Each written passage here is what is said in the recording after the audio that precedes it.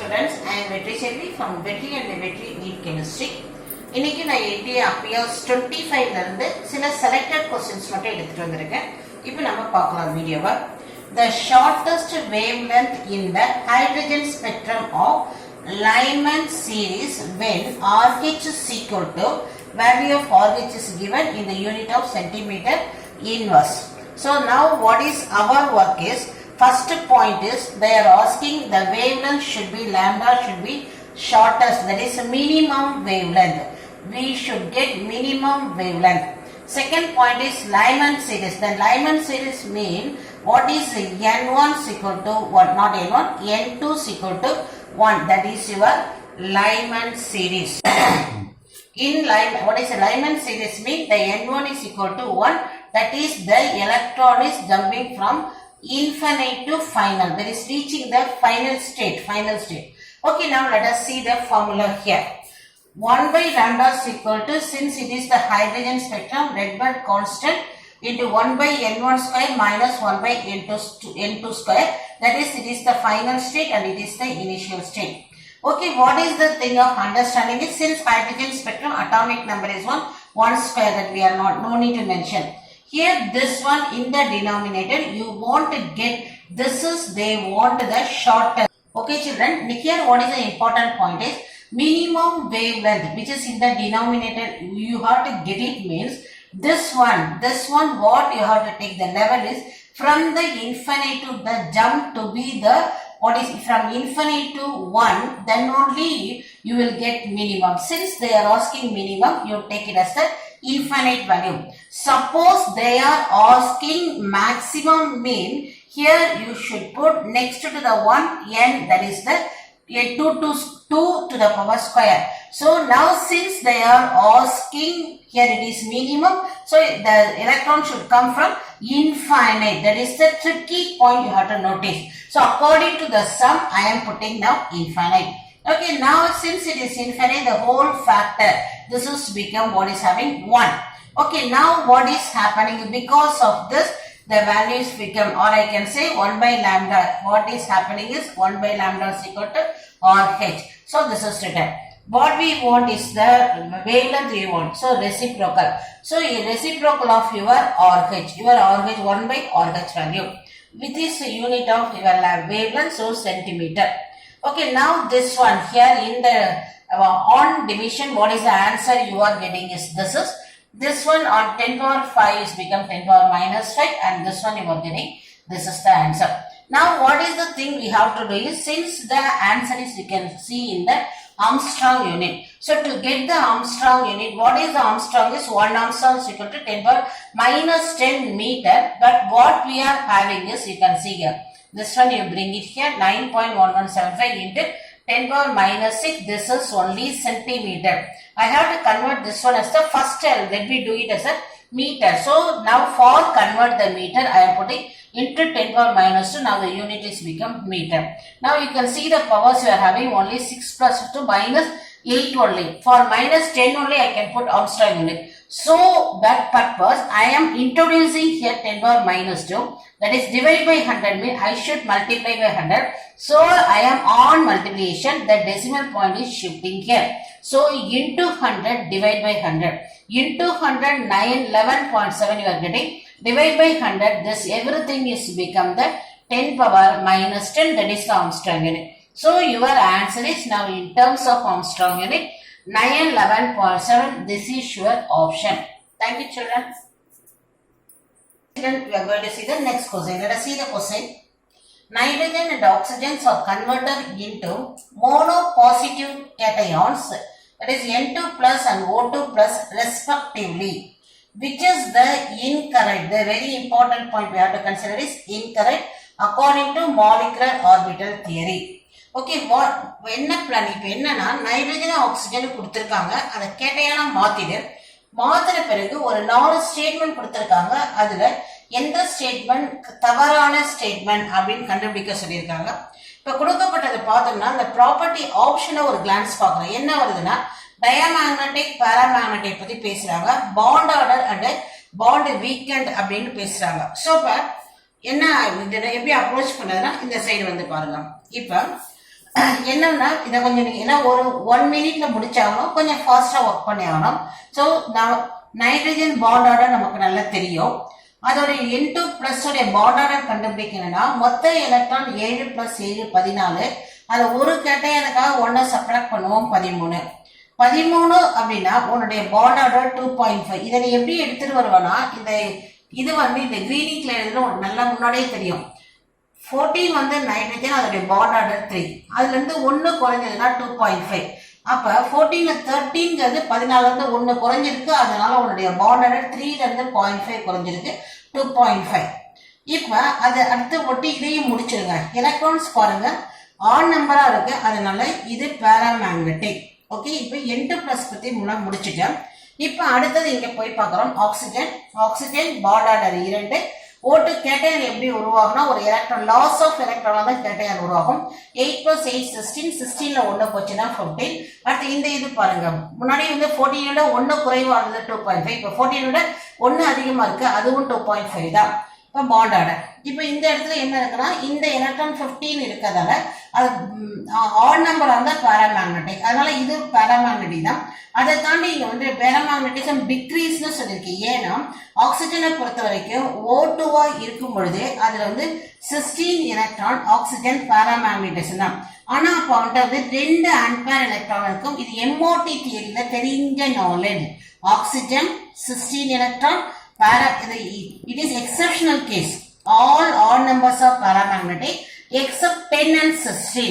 So இந்த 16 இவன் ஈவனாக இருந்தாலும் இது பாராமேக்னெட்டிக். அதுல 2 அன்பேர் எலக்ட்ரான் இருக்கும். இது ஆக்சிஜனை பத்தின நாலேஜ். இப்ப O பிளஸ்க்கு வரும்பொழுது that is O2 பிளஸ்க்கு வரும்பொழுது ஒரு எலக்ட்ரான் குறைஞ்சிருக்கு. இது ஆட் நம்பர், அதனால பாராமேக்னெட்டிக் தான். அதுலயே பாராமேக்னெட்டிசம் இங்க 2 எலக்ட்ரான் முன்னாடி இருந்து இப்ப ஒரு எலக்ட்ரானால இருக்கு, அதனால பாராமேக்னெட்டிக் ப்ராப்பர்ட்டி முன்னாடி இருந்தவரை குறைஞ்சி இருக்கிறதுங்கிறது நாலேஜ். அதுக்கடுத்து என்ன நாலேஜ் எழுதி வச்சிருக்கேன்னா bond order versus bond strength. இது வந்து they are directly related. அப்ப பாண்ட் ஸ்ட்ரென்த் பாருங்க. இப்ப பாண்ட் ஆர்டர் 3 இங்க எழுதிருக்கேன். பாண்ட் ஆர்டர் நைட்ரஜனா இருந்த போது 3, கேட்டையன் ஆகும்போது பாண்ட் ஆர்டர் எனக்கு குறைஞ்சிருக்கு. பாண்ட் ஆர்டர் குறையறதால உன்னுடைய பாண்ட் வந்து என்னவா இருக்கும், N2 பிளஸ் குறைவான பாண்ட் ஆர்டர் வீக்காக இருக்கும். இப்போ இதெல்லாம் நமக்கு தேவையான பாயிண்ட் மைண்ட்ல இருக்கு. இப்போ இதை நம்ம கம்பேர் பண்ணணும். பார்க்கும்போது என்னன்னா ஃபர்ஸ்ட் இது பாருங்க, N2 பிளஸ் பிகம்ஸ் டயாமேக்னெட்டிக். இது ரொம்ப சிம்பிளா நம்ம முடிச்சிடலாம். N2 plus become diamagnetic. இது ரொம்ப ஈஸியா நீங்க ஐடென்டிஃபை பண்ணலாம். எப்படின்னா this is how many electrons are there? 7 plus 7 14. 14ல 1 போச்சுன்னா 13. So 13 எலக்ட்ரான் ஆட் வந்துச்சுன்னா நிச்சயம் இது டயாமேக்னெட்டிக் கிடையாது. சோ அப்ப இந்த ஸ்டேட்மெண்ட் இஸ் ராங். அப்ப இதுதான் ஆன்சர். உனக்கு இங்கேயே வேலை முடிஞ்சிருச்சு. ஓகே, ரொம்ப கன்ஃபார்மா தான் நீ போயிட்டே இருக்கலாம். சரி, மீதி நம்ம வெரிஃபை பண்றதுக்கு அப்ப உனக்காக சொல்லிட்டு இருக்க பாருங்க. In oxygen 2 plus paramagnetism decreases. நான் எழுதி வச்சிருக்கேன்.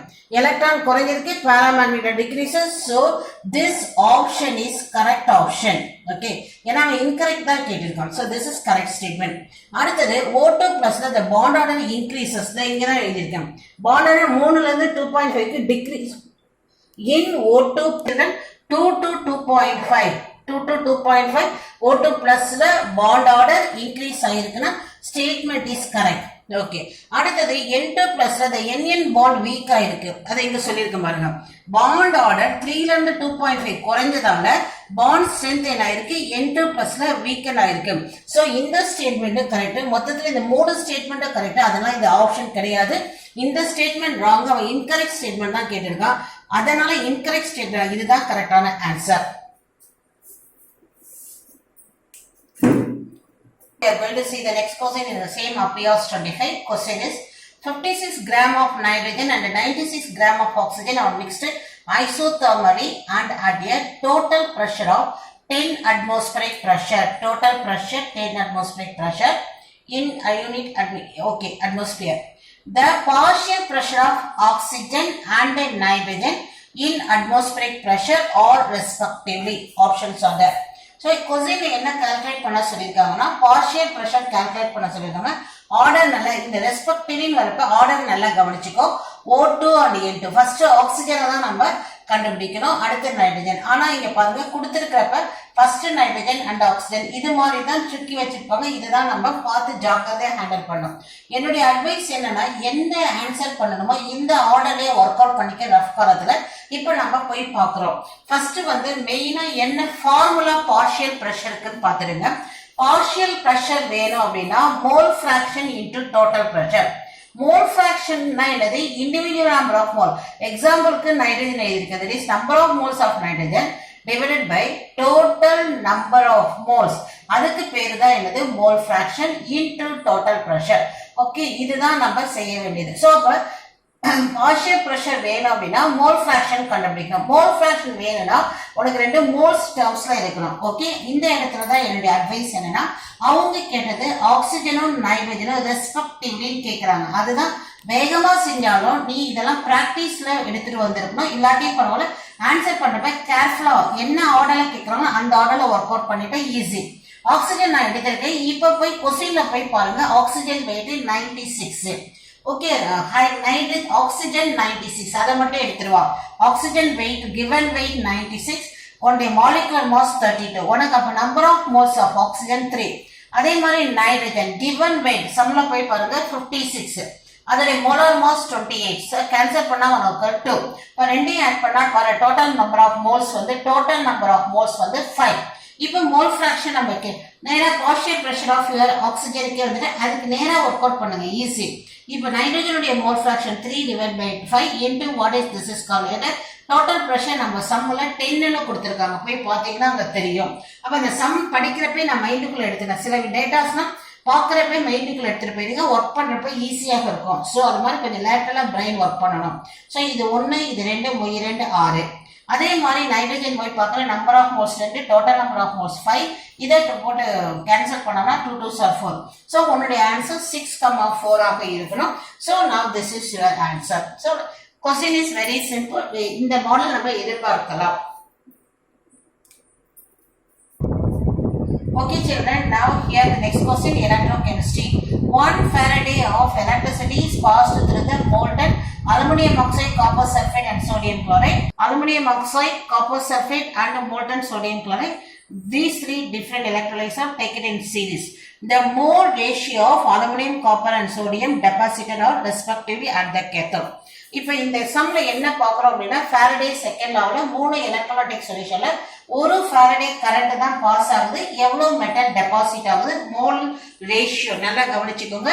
மோல் ரேஷியோ கேட்டிருக்காங்க. இப்ப இங்க வந்துடுங்க.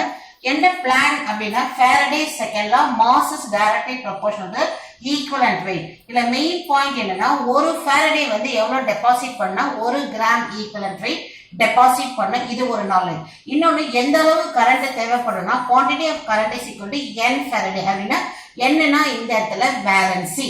இப்ப ஒவ்வொன்றுக்கும் ஒரு ஈக்குவேஷன் எழுதுறேன் பாருங்க. அலுமினியம் அப்படின்னா 3 3+னா 3 எலக்ட்ரான் எடுத்துட்டு டெபாசிட் ஆகுது. 3 எலக்ட்ரான் என்றால் 3 ஃபாரடேன்னு அர்த்தம். ஒரு ஃபாரடே வந்து ஒரு மோலை டெபாசிட் பண்ணுது. அப்ப 3 Faraday, that is 3 Faraday deposit na 1/3 mole. இது அலுமினியத்துக்கு. இதே மாதிரி நீங்க காப்பருக்கு பண்ணணும். காப்பர் 2 பாசிட்டிவா 2 எலக்ட்ரான் தேவையா இருக்கு. 2 எலக்ட்ரான் தேவைன்னா 2 Faraday தேவையா இருக்கு. 2 Faraday உனக்கு எதை டெபாசிட் பண்ணுது? ஒரு மோலை டெபாசிட் பண்ணுது. 2 ஃபாரடேக்கு இவ்வளவுனா ஒரு ஃபாரடேக்கு எவ்வளவு வருது? 1/2 மோல்.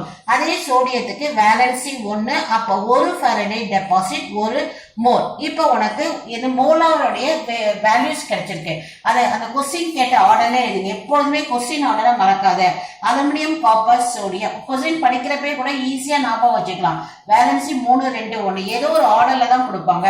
இப்போ எழுதுங்க. அலுமினியம் 1/3 1/2 1 1/3 1/2 1 அதை எழுதியாச்சு. இந்த ஹோல் நம்பரா மாத்தணும்னா 6 ஆல மல்டிப்ளை பண்ணோம்னா உனக்கு என்ன கிடைச்சது? The ratio we are getting is this is getting cancelled 2, this is getting that 3. அப்ப 2:3:6 is the molar ratio. The option A is the answer. Very interesting question. இந்த question நம்ம எதிர்பார்க்கலாம். ஈஸி தான்.